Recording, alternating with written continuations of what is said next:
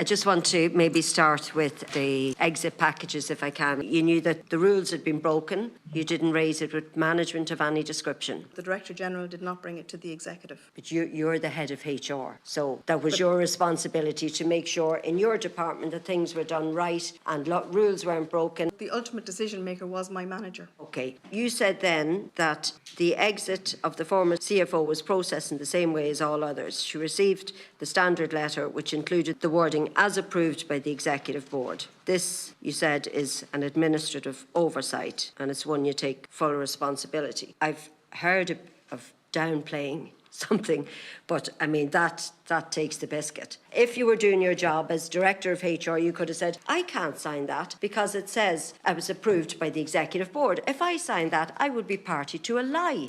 That's the point I'm making, and I'm telling you the truth. It wasn't. No, but I'm telling you the truth. You're downplaying the fact. Yeah, but my point is that at no stage did you intervene as head of HR, where there was 3 different opportunities for you to speak up, and each one you said, I didn't question it, she was the head buck cat.